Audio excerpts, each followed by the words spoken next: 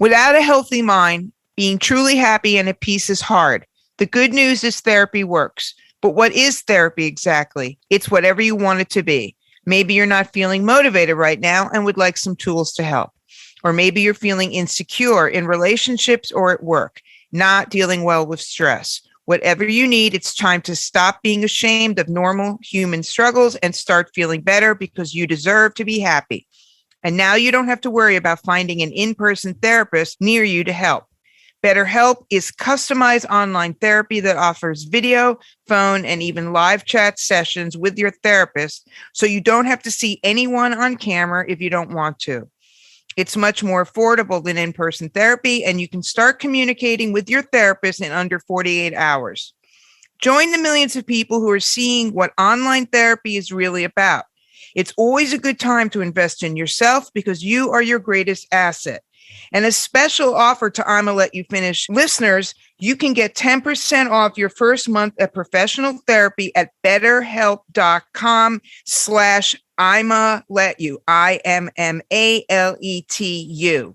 That's betterhelp.com/ImmaLetYou, ImmaLetYou. Thanks again to BetterHelp for sponsoring this podcast.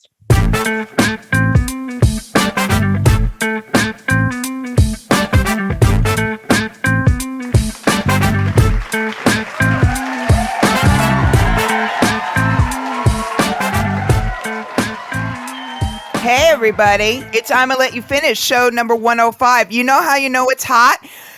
I'm introducing the show because Courtney is we're melting in our rooms. I can't do it. No, I mean, not to make light of it, because right now in England and Europe, they are literally melting. We're just having summer in New York, but you know. And it's not even the hottest point of the day yet. It's just really humid. It's the morning. It's still the morning, but it's coming. You can feel it. Yeah. Well, we decided in honor of the world melting down, women's rights being stripped away from them, and Courtney unable to get his weed connection until later today, that we do have a special guest, but we decided because she is so special, and I'm about to touch the hem of your garment and sing your praises because you are someone that, and she's literally holding her garment up to the camera. Fun fact, our guest and I are wearing matching Hawaiian shifts, floral shifts. I didn't send Courtney the email about that. Sorry. No, babe. my flat titties are in a tank top. You know it's hot when these flat titties are in a tank top. Flat titties in a tank top is your password for something, right? Well, it's the title of my new album that I'm recording right now. Okay. Well, speaking of new albums, we always have a guest or often have a guest, but this time our guest is uber special, and we've decided to bring her on first. And our guest is the author, writer, musician, and one of my dear friends and personal Jesuses, even though she's a Jew, but Jesus was a Jew too, Vivien Goldman. So Vivien is joining us. Yeah. Vivien is joining us from Jamaica, not Queens, people, the real Jamaica. Vivien Goldman, I would say she needs no introduction, but I'm going to give her one anyway. Vivien Goldman is a veteran music journalist. We are not that different in age, but I read her when I was coming up as a writer. I used to read her because there were not a lot of women writing for music magazines back then. And I actually remember the first time I met you, Vivien. It was the day you got your green card. Yeah. Didn't I meet you at Nana Cherry's house? No, I met you before that. I met you were with Jeanette and Judy Nylon and Ed Steinberg somewhere in the Lower East Side, and you had just gotten your green card. But anyway, that's a whole nother story. Vivien is an author. Her most recent book is Revenge of the She-Punks, which we'll talk about. Vivien is Vivien is basically like. Let me just sum it up like this. Please do. I'm sweating to death. She's worked with both Fela and Bob Marley. Two people for most of us I have very, very, very few friends who actually got to see Bob Marley perform. I'm one of them. And Albert is one of them. And I don't know if I have, I'm sure I know some. No one in my circle has ever seen Fela. These men are like mythic creatures. And you know what I mean? Really, to so many people, because you think about how the music has lived on, but they've not been around. You know what I mean? Especially Bob. Bob's music became even more popular after he died. You know what I mean? Well, so for most of us, he's Bob Marley, the legend, and the family's still around. But how did you end up working with both of those men? That's insane. Well, at the end of the day, you have to say it's just Jah. Right. I couldn't have planned it. It's just how it worked out. And it's true, like Amy says, there were very few, virtually no sort of female writers working at the time when I was coming up in the very vigorous British rock press of the mid to late 1970s, which actually became an international standard. Like in New York, people used to queue up outside Gem Spa to be able to buy these magazines. So at a young age, I really was able to find an audience with my writing. And, you really had a lot of schooling and you learnt on the job. It was all completely punk. And but before then, I had started working with Bob Marley. I'm telling you, nobody could plan this. I just got a job working in PR. I'd been a student at a progressive university, Warwick, and obviously we listened to sort of Miles Davis on the corner, and we listened to the Wailers. You know what I mean? Every hipsters and West Indians were listening to the Wailers. And then I found myself promoting him. But he wasn't widely known, Bob, not at all, with the Wailers. And I still remember the fights that I had with editors to get him coverage. But I was young and had no clue, and I would go over people's heads and speak to publishers and rant at them. And in the end, I managed to get it. You got it done. Yeah, you got it done. Yeah, and then I became a full-time journalist and just sort of segued to working with him as a journalist and traveling with him and staying at his house. And then I also got to work with Fela as a journalist. But again, like Bob had the I3, the women backup singers, so you had a female element, within the band, right? Which made it also nice for a girl journalist, as it were, like myself. Right. So you had that very much so on the road with Fela. Don't get me started. I could honestly talk about this for hours, and we've only got a few minutes. But as a person who's recently written this feminist history, Revenge of the She-Punks of music, and now I'm coming out with a Fela-related book next year. Nice. That I've been working on since 2004. Hello. Yes. With Fela's artist, as they call him in quotes, Lemi Ghariokwu. And also I'm doing this collected journalism book that's coming out next year, Roots and Revolution, with White Rabbit Press. And I'm mentioning this in particular because in the articles anthology, boy, I've just crammed in as much Fela as I could. Right. There's a lot of Fela material in there. And I wrote the other book, I'd done a lot of it, but I wrote the bulk of it here in Jamaica last year in the COVID time. Right. I'm telling you, for me, I teach the Fela course at NYU. I swear, I felt like I was writing a commentary on the Bible. Wow. Well, because you go through his canon and relate it to what was going on at the time. And quickly, I know I'm talking a lot, sorry. No, it's good. We love it. We want you to talk a lot. Just to tie it in with the feminism, right. Because writing the book, I found myself at a certain point having to slightly go off into sort of like something you would put in asterisks on the side. Right. And I had to address this issue like the elephant in the room. It's very hard for people to get it. That they think, they think that Fela was anti-women and so on, and anti-feminine. But I'm telling you, how can I have worked? I mean, obviously, I couldn't have worked with him if he was really like that. That's one thing, but that's just me. The point is, there was a couple of songs he made sounded, his sarcasm was so scathing about the women that people completely forgot to put it together with his partner record. The song is called Lady. It's one of his greatest of his greatest. But he has another almost companion record called Gentleman, in which he's equally scathing about men. Right. So, he was just a satirical guy, but, his Kinderküche side did come out in this one song, but which was an early song. But also, you have to sometimes, look at the practice, look at how life was lived. And people don't understand, because he was married to these 37 women, and it's also exotic and weird. It's a lot to explain in a show, but that is what happened. Well, listen, certain things are cultural, and it's just different. The times are different. Where people grow up is different. What happens in their culture is normal. And I think sometimes in America... It was never normal. No, it was not normal. It was never normal? No. What he did was not normal.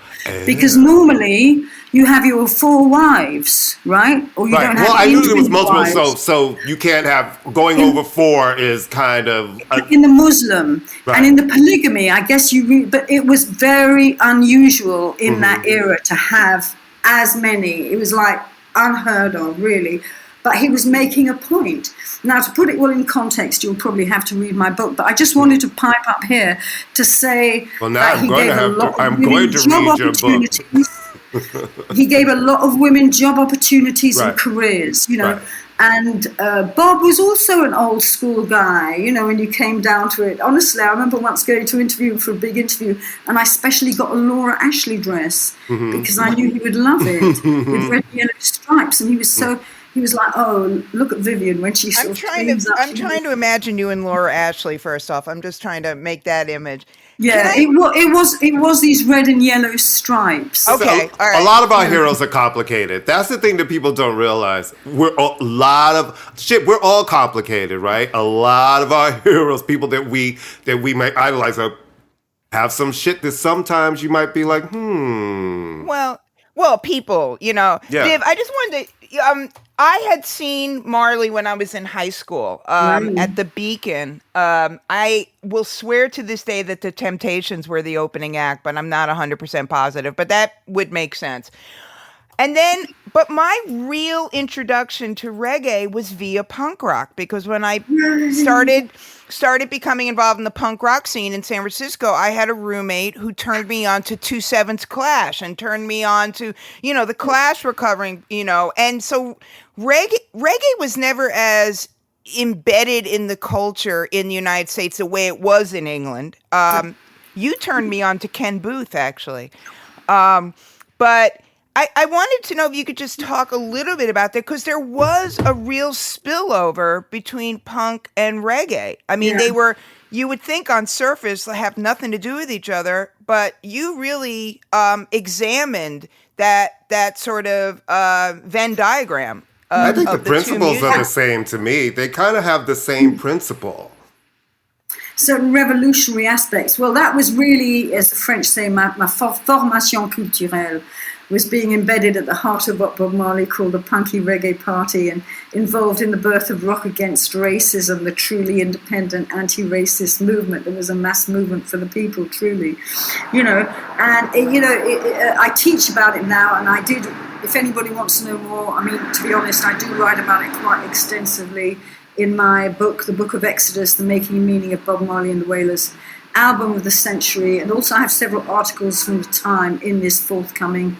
Just telling you in case you're interested, to be honest. So it was the Rebel Youths Union. You've got to understand it's all a post-colonial story. And that is sometimes hard for Americans to really understand, because Americans of all sorts have long forgotten mainly those times when America was a colony. And America wasn't too keen on it. And America stopped being a colony, But it's to do with the end of the war and the end of the colonies, it being too cumbersome for the British Empire and to continue them trying to translate it to the Commonwealth, them inviting people from the newly independent countries wave of independence in is the this 1960s. Windrush? Is the Windrush era? What they now call the Windrush generation were the first to arrive, and that's been, if anybody wants to look it up, the cause of a lot of scandal over the last few years with people from that generation being denied their rights and identity and so on. So what happened was, in that punk time, which was not dissimilar to now, it seemed like complete chaos. And if you look at the leadership in, say, England, America, everything seems to be in a huge state of flux. There seems to be a massive fight for the soul of all the nations.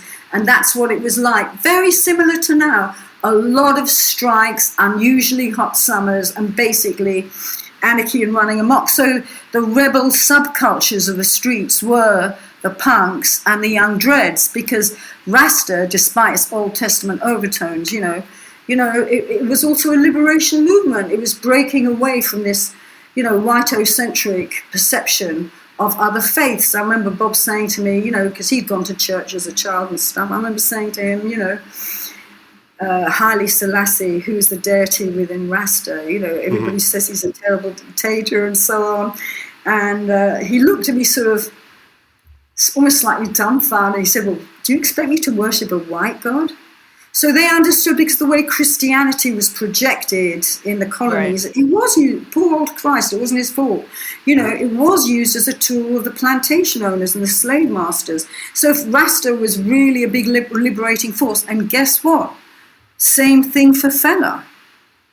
If you look at the very complex interweaving history of Fela's family, with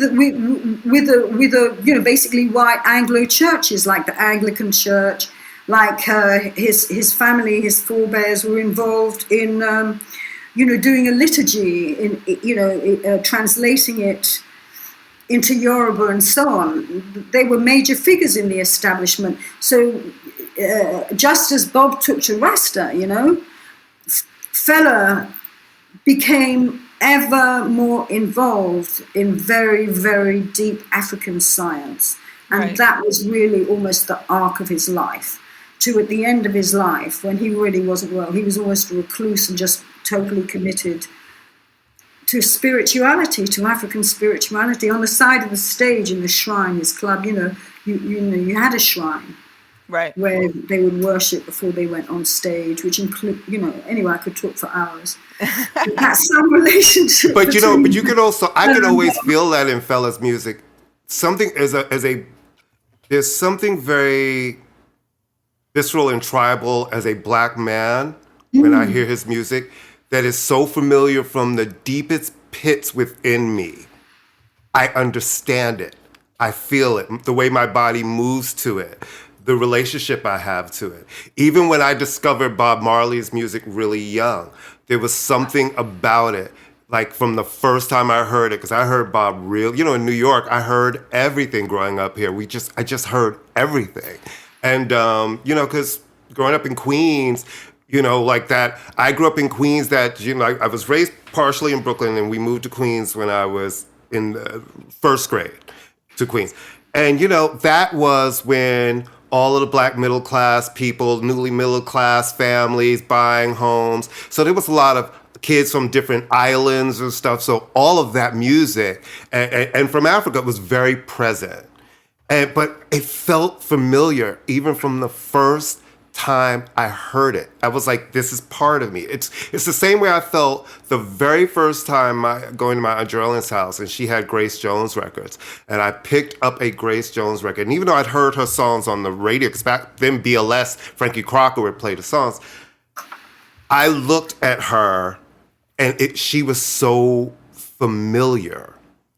And I feel that same thing with Fela and with Bob Marley. Like, though, it's such a black, and it is a universal experience. It really is. But as a black man, to me, it's such a particular experience to me when I hear that music. Can I just jump on that? I'm sorry, Viv. I just wanted to, because what Courtney's bringing up is like a really important point. I mean, it explains a lot of ways why Fela was played in the clubs in New York. I mean, Zombie, you heard that in the clubs. But it sort of gets to something that we've been discussing, in that there seems to be right now in the United States finally a recognition of African, Afrobeat, African influence artists. Courtney, you're a big proponent of Thames. I love Thames. Yeah. WizKid and Burna Boy is certainly making inroads here, and it's stopped becoming this sort of quasi-colonialist world beat as if as if there's a different world. And I was wondering, I mean, it's such a broad topic, but I was wondering, Viv, why do you think it's finally making inroads here? Do you have any insight on it, since you know both worlds so well? Well, one thing I'd like to say is even when you're talking about Fela and Bob, obviously you're not talking about like pure African roots music or pure Jamaican roots music, but you're talking about music, slightly post-colonial music, where the creator of the music, Bob and Fela, were also extremely influenced by America. So you get Curtis Mayfield and the Impressions and all that soul coming out, and of course, coming out in the Wailers, and of course Fela, vastly influenced by James Brown. So we were already talking about this interweaving. Now, when you talk about why there's this sudden wave of interest, I'm not really a marketer, right? I think at the end of the day, the strength of the art became just too big to be ignored, like the way Burna Boy really asserts and claims his space and says, I'm not going to be halfway down in the poster in small letters. No, I'm the African giant. And there was a good interview by Lola Ogunike in GQ, and she's talking to him about, the Fela comparisons. Now, his grandfather was a manager of Fela's, and everybody went through the Fela camp, you see, because Fela was it. So, generations of artists coming together. And so, Burna Boy says in this piece, I just wouldn't be who I am without Fela. Maybe I wouldn't be. Fela is sort of such a towering godfather. Now, but when you look at like the videos of Afrobeat, contemporary Afrobeats, they look like, often they the clothes are hip hop. We're talking about a merging of cultures. Absolutely. So we're talking about Nigerian popular music, where hip hop has been a vast influence for years, Right. And hip hop became a lingua franca for everything. At the end of the day, why is it happening now? I'm not actually Ja personally. I can't really say, but I would tend to put it down to the historical process. The thing, just became like the dam had to burst. And it ties in with what we've recently seen, which the government is trying to reverse all the time, obviously with taking away our rights as female people. And, the very basic rights and all the toxic behavior of centuries that, Black Lives Matter and Me Too, served as a sort of conduit to release some of that rage, And, I think it's part of the historical process. It's like within many sectors outside of the American government, people are feeling that, women's time has come. It's time for a more diverse palette. The media shouldn't only represent people of one hue. My feeling is no taxation without representation. Why should people pay their tickets to go and see their films and they never get a fair crack at seeing themselves? And that's sort of, when I was coming up, I was always told, you can't put black people on the cover of the paper. This was a huge thing. So starting off in my career, I used to have huge rows about this. As to women, there virtually weren't any. So, so you don't know the fights I've had trying to get black people on pop radio and to maintain the records. And we're talking in the 2010s, you know what I mean? It's like, it's still certain fights that you can't believe you are still fighting. To answer your question, Amy, I absolutely believe now also because it's more accessible. Everybody, you can access the world in your pocket, and now you have everybody. They're not buying records; they're streaming. So you know what? Right. You can be like, and if you like Burna Boy, then it's going to suggest these other artists. Then you realize, these artists are just the ones who've broken through. Then you actually go over and you look at all these African artists who've been huge stars and making really amazing music, and it's so accessible by the touch of your fingers. A click of a button. I mean, back in the day, if you wanted to get quote unquote world beat, you had to go to Stearns Records, down in the financial district. And it was sort of like, you had to know the few people. Yeah, now you can go, oh, it's on this soundtrack. I'm going to watch Top Boy. There it is. And, and young. Yeah, definitely. The internet, for all the of the accessibility evils of streaming, all the evils, there is something to be said for there it is. I can listen to it and decide and make. Yeah, I think you can't Very much so. You can't deny the, it's become much more democratized in that way and it takes away the exoticness of it, which is such a double-edged sword, because as soon as you say something exotic, you make it an other. And as soon as you make it an other, you can be prejudiced against it and ostracize it. Yeah, and we've talked about it on this show. It's like, it's not like the U.S. doesn't like African artists. We just tend to like African artists as jazz artists. We'll let you in if you're a jazz artist. You can have success here. You can be Angelique Kidjo if you're considered like jazz or world music. Now, the younger generation, more hip-hop, the pop artists, it's like, look at the K-pop situation. It is unstoppable. Every week there's like a record coming by somebody that all the kids know, and I'm like, I have no idea who this is. We have no idea who these people are. And the funny thing is that I hear the records, and it's all the black records from the 80s and the 90s. Right, They all sound like they're doing black R&B artists from the 80s and 90s with our choreography, and I'm like, no wonder you guys like this. This is New Edition. I was going to say, it's the Korean tribute to NSYNC and New Edition. You know what I mean? It's like, okay. So I do love that it's becoming more international, but I do want more African artists to be able to get on the pop charts. Right now, Thames has had 2 number ones on the pop chart, and WizKid has had number 1. But there's a lot of African artists that are making really amazing music. There's artists from all over the world making more from the Caribbean. I want to hear from everybody. Now, tell us about this new book in the female punk. Every time we talk about punk, I always tell Amy, well, I knew one person, and that was Wendy O. Williams. So I feel good enough to say at least I knew who the fuck Wendy O. Williams was when it counted. You know what I mean? I absolutely knew who she was. And, Nina Hagen Band, because I discovered her when she was Nina Hagen Band. So, but that's it. Did I ever tell you, Viv, that I was the singer in the first all-girl punk band in San Francisco? Yes, years ago you did mention it. And I remember it. I was kicked out for not being decadent enough. Oh.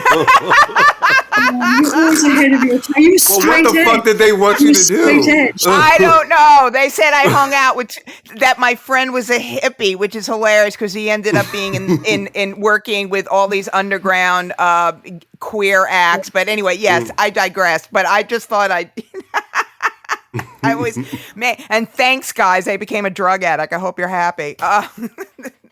But yeah, talk about Revenge of the She-Punks. Please talk about that book, and then please talk about your upcoming anthology. Well, Revenge of the She-Punks, funnily enough, it wasn't something I pitched, it was something that came to me because of the music. So weird. Because in 2016, an indie label in Europe put out a compilation of my old music from like when I was in the Flying Lizards in the 1980s, and it became very popular. And one of my old songs, was in this Pitchfork 33 top feminist punk songs. And due to that, I wrote a little tiny thing in Pitchfork. It was like one of those Hollywood films where the University of Texas Press rang me up and said, would you be interested to write? And it's interesting because I was so embedded in this idea no one gives a shit about, you know what I mean? Right, I never even expected a book like that. So I had to sit down and really think about what I wanted to say, and the point is, punk is so swiftly dismissed, even though it's so prevalent. And to me, the most important aspect of punk was the liberating impact it had on women. Otherwise, there was one group, there was another group, there was the Rolling Stones, and there was the Clash, but there was never really the Slits or the Raincoats. It was like a new paradigm, Right. And of course, it was my formative years, and this was my posse as well. And we'd successively, you know, the way Babylon works is they have a way of, they try and trivialize you and write you out of history. So I realized this was my chance to construct the arc of the evolution of that sort of music made by women. This was my chance, and I wanted to find out very much, you know, a lot of people feel that punk, there's a tiny radius between CBGB's and the Westway in London, you know. But I wanted to show that it had set fires. It had set fires and energized people around the world, particularly women. So I literally, it was a conceptual book. I set out, I had this feeling. I said, I know in my gut that around the world there's going to be loads of women with amazing stories of their struggle to overcome and express themselves as artists in a massively hostile environment, like the cockocracy of the rock business. Right. Never wanted to let in women, really, except unless they completely fit the mold. Obviously, then you're fine, you know. So, I literally researched. It took me 2.5 years. You know, I did a lot of research on YouTube. I was looking for a certain kind of voice, and I found it. You know, and when you put the stories together, extremely powerful, I felt. And I shouldn't say that because I'm the writer.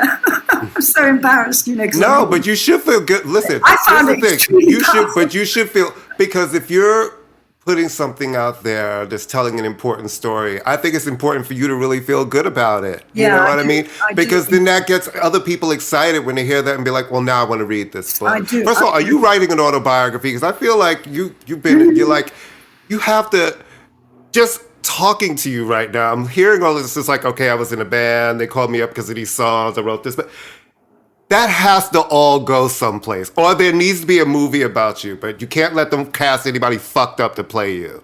It has to be somebody really, it has really to be good. Vivien. It has to be Vivien. I must say, acting. I do many things, but acting is not one of them.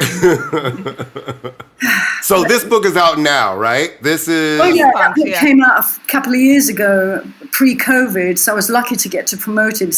For me, it's come out in a lot of international editions, more than ever before. And I'm about to go to Germany, doing quite a big tour all over the country, talking about it. And then, you know, it sparked something in people. So that was, you know, very, very exciting. I love how nonchalant she is, because we have a lot of authors on the show and they're always, you know, promoting the book and we talk about the book. She's like, yeah, you know, it did. Actually, it came out in a bunch of international versions. You know what I mean? It's all over the world. Oh, yeah, and I'm going to go on a big speaking tour. That's amazing. There's a reason why I love this woman. And I tell you that all the time, Vivien. Right. I really do. I mean, I really, truly love you because you make us want to work fucking harder. Wow. And I don't. That's the problem. But you make us want to, because you really, I'm going to start crying. No, I love you, Vivien. That's all. I mean, so was there anything in doing research in this book? Did you discover anything or anybody that really kind of excited you and took you by surprise because you didn't see it coming? The whole thing. Really? The whole thing. It exceeded my expectations of what I hoped for. You know, and what's the most shocking thing in the book? Because, I divide it into themes of identity, you know, money, it's different themes, and love, unlove, and protest. And quite early on in the book, the first Chinese punk, you know, and wow. She's anti-abortion, you know, and she's so strident, like, you know, I thought we were corresponding by email. She was like, I tear men's hearts up like toilet paper or something like that. and then, you know, that was, you know, I was shocked by her being anti-abortion. I had a bit of a dialogue with her about it. I said, you know, I don't want to presume, but was your thinking ever impacted by the one-child rule, you know? Anyway, she wasn't happy with that question. She thought I was an old colonial or whatever, you know. For her, I think it was a spiritual thing. But, you know, basically it was these stories of women overcoming. And then I have young women reading the book, you know, just coming out. And they were excited to see that, not they were excited that they had struggles, but they were excited to see that they were not alone in their struggles. This is generational, and the fights that women have been fighting for decades upon decades upon centuries. Decades. Yeah, that part. We need, different cultural gatekeepers would help. We need more like women producers, women A&R, women label heads, and more women having more access to making music is really a way of making a living. But it doesn't only apply to music, you realise. Look at the art world. Only recently are women getting their props. When I was coming, there was just like almost no women artists could make a living, right? Well, I do have a question that I've never asked. Who actually is there somebody who comes to the top as the most successful of the female punk artists? Is there somebody who has had the career, still has the career, financially got to reap the benefits of a career? Well, I mean, there were people who were punks because they coincided with the punk movement, who would have been successful in any era of popular music, if that's what you mean. And when I think about that, the main people that come to mind are Debbie Harry of Blondie and Chrissie Hynde. Right. They had the chops, and they had, they adapted to that era. Debbie Harry had been a folk singer, this and that and the other. Chrissie was just a hardcore rock and roll chick. She would have been like Susie Quattro. She always liked to be one of the boys. Right. That was where she's so bad on women, though, Chrissie Hynde. She's so bad. She's not a woman's woman. She likes to be one of the boys. That's just how she likes to be. Let her be free. So, but I think it's a bit antithetical to punk to ask that question: who's the most commercially whatever? There's some. Well, I just mean is there somebody who got to just have it? Because I know some people left and they just couldn't do it, didn't find a thing, but was there somebody who just got to be still a musician, made money? Because you see with the men have been able to maintain and books and have the mythology and tours and all of these things, and it's like, and I never really, I guess Joan Jett, but was Joan Jett not punk, right? Yes, totally punk. But the other thing is, there weren't that many of us. Right. And he was a vanguard, and basically two of our leaders, to be honest, may not be punk, but they were our leaders, died within a short space of time, very young, of breast cancer, which is polystyrene of X-ray specs. You can see her daughter Celeste documentary about her. I Am a Cliche is an award-winning recent documentary, and she was also the first black punk that really there was in history or herstory. And then the other was, an even very close friend, Ari Up of the Slits, very controversial in every way.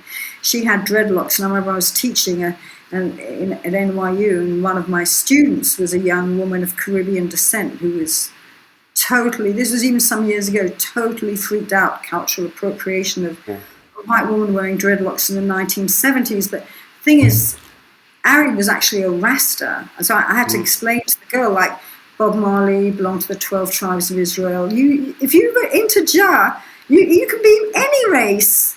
Right. You just have, and Ari was, so you've got to respect a person's spiritual beliefs.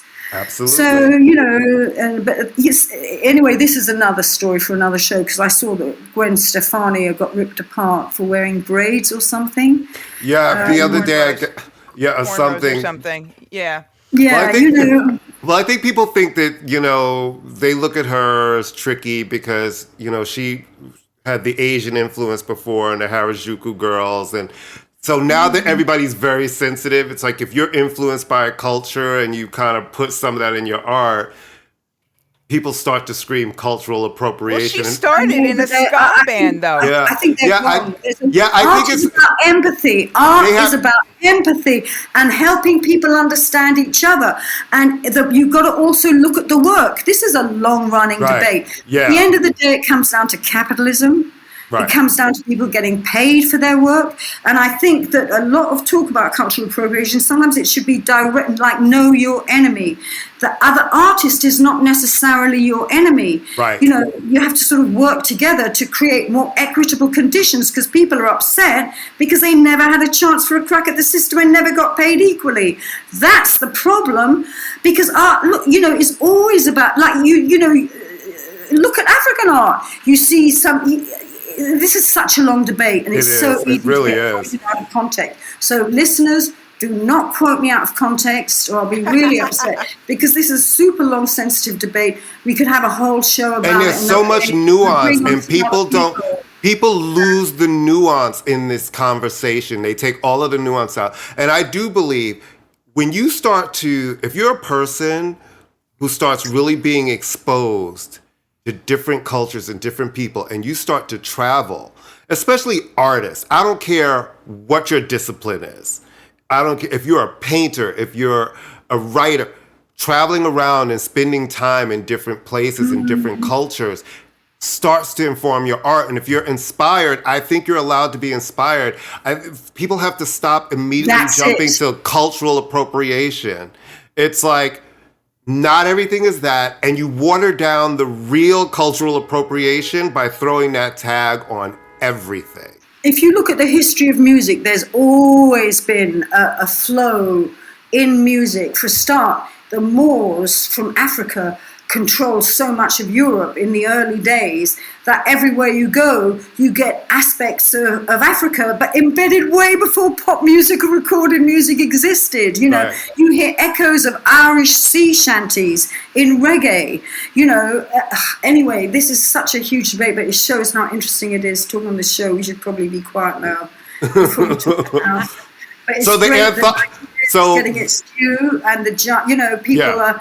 And I think the point you made was absolutely brilliant. Well, the good thing I will say about the people who listen to this show is they seem to be smart and nuanced and understand, because we put our foot in it all the time, but they actually seem to understand the points we're making, because we talk about it all the time, how just there's no nuance in anything. There's just none. People are just, they want to be angry, so they're immediately angry. It's like, well, wait a minute. Hold on. Can we have a real conversation about this? But anyway, you're right. Let's. People have to understand things also in their context, in the historical process. Look at what happened to Paul Robeson. Do you remember what happened to Paul Robeson? Who could be more an African giant than Paul Robeson? Right. You know, and he was completely dismissed. His contribution, you know, in his latter days, and people didn't, you know, they didn't understand to put it in a context. Anyway, listeners, do not quote us out of context, please, because we just threw out a few things, ideas that were never fully discussed and resolved. So don't cancel us. And rather have us come back to explore these ideas. You know what I mean? So the anthologies you're writing, when do you think you're going to be done? Well, I mean, basically, it's an anthology of stuff that's already written. So you just have to put it. More, and you have to put it all together. It's all sounds very that's exciting. The process we're going through now. Yeah, it's a wild ride, actually. To be honest, It's very, very eclectic, and some people don't really understand that. But to me, that's its strength. You know, that's its strength. It's kind of funny looking at it all. Because, you know, like I said, we started out as all punks and we never had any training. And now I teach journalism sometimes, so it's pretty funny to look at my early work. But I can say, it always makes me laugh. For me. Not because it doesn't follow any of the rules. It's completely like I never went to J school. I didn't go to college until I was a mother. You know, it's like, do as I say, not as I did, or something. I think with Courtney's point and when your point too, about the nuance, that we don't think contextually at all. We don't think critically anymore. It's like reaction. Everything is made for an emoji and an instant reaction, and that's where you get into trouble. And no sense of the historical process. None. Without a sense of the historical process, people are lost, and hence people are lost. But everybody, as Courtney said, everybody wants to be mad all the time. You know, and I get it. Listen, there's a lot to be fucking mad about. But be mad about the real shit. Don't create this other stuff. Right. That's the thing. The enemy loves that we're fighting about dumb shit that doesn't matter. While over here, the fucked up shit is taking place and we're all arguing about shit that does not matter. Right. Divide and rule. While everybody's just squabbling, all the artists together, there's no unity. Yeah. You can't have a mass opposition. So people have to find a way to, even if there are differences between us, why regard it as a threat? Rather regard it as a way to make our unity stronger, because everybody has something different to contribute. Yeah, it's true. So how's living in Jamaica? Sunny, mostly, or potentially rainy. Well, it's just funny how life works out, because I was just here when COVID hit my Queens area, and really, really badly. I was looking at the New York Times and seeing like my blog on one of those panoramic pictures. And this is the epicenter of the virus in America. Hey! Right. And you're like, I know that area very well. Yeah. And one thing led to the other, and I'm still a resident of Queens and I'll be home soon, but I've been able to spend a significant amount of time here. And, it's great for the old uninterrupted writing where you have to go head down and just cut off. Boing! So because then I'm by the sea and I'm a swimming pool, so. I love the water. You don't understand how much I love the water. And as to the state of Jamaica, that'll be another show. But it's great to be here, and to be honest, it's so much cooler here now since they legalized marijuana, because before, obviously, especially in the artistic community, everybody was under threat all the time and being busted all the time. But now, so that has helped, on just one aspect of obviously a very, very, very complex political situation. I suppose I'm just talking from within the artistic community, many of whom smoke marijuana. Though not all, I hasten to add. Amy smokes marijuana.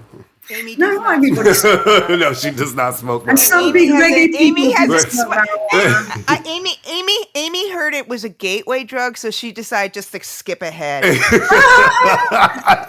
It's so funny. That's funny because my family smokes marijuana. You were like, why would I do that? Let me just go.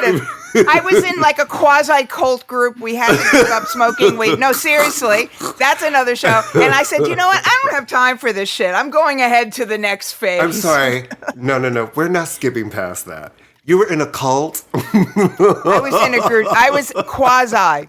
I was studying Gurdjieff Ouspensky for a few months because of a boyfriend. Is it like est? No.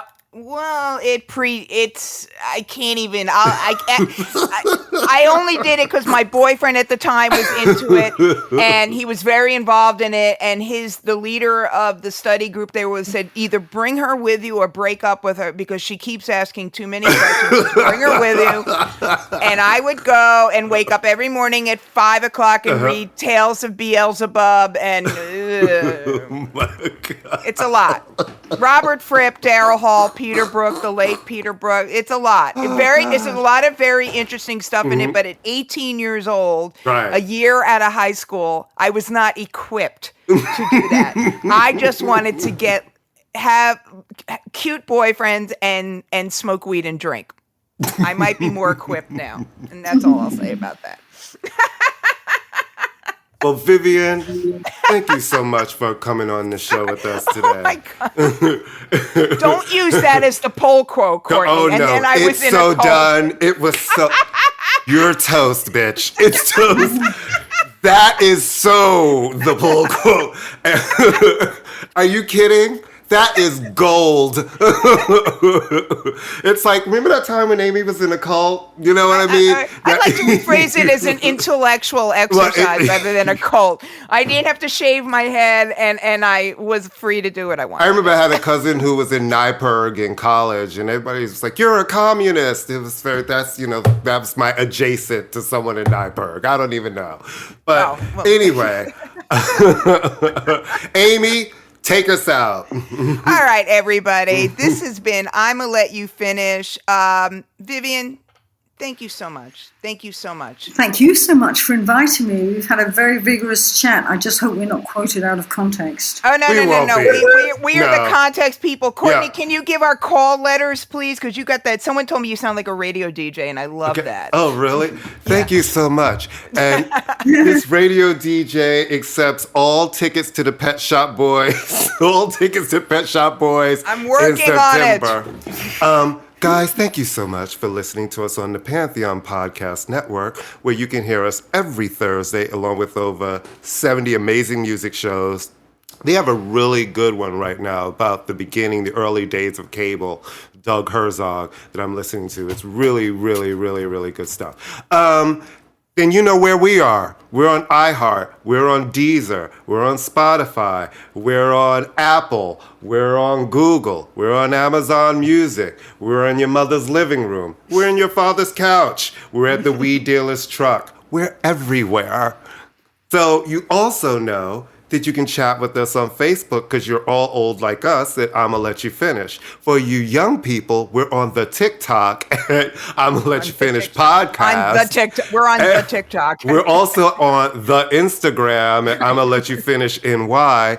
And we're also, where are we? We're on Twitter at Finish Ima. We hate that fucking name. We totally do. But what can we do? That was the one. We tried every fucking variation. The person who had ImmaLetYouFinish wouldn't give it up, and they haven't used that shit in years. But you know, hey. Life goes on. Life goes on. It's hot. Next week is my birthday. So, yes, it is July 31st. I will be 35 years old. So I'm very, very, very, very happy. Metric. 35 metric, right? And, it's July. It's hot. We love you. Vivien, you're amazing. She's got a lot of books. You guys need to go get them all. Get them all. Get them all. It's been a pleasure. It's been a pleasure, Vivien. It's great to see you. All right. Love you, babe. Love you. Bye. All right.